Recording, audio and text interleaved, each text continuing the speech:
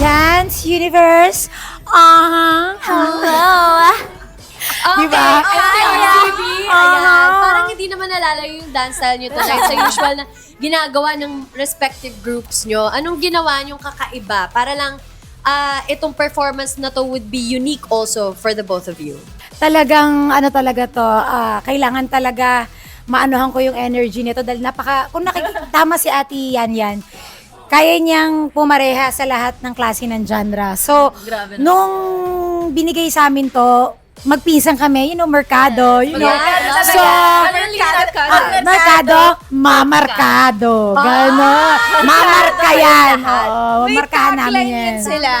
Yun. Kaya dapat may period doon. Yeah. Period. Ganon. Period. Pag merkado, May marka.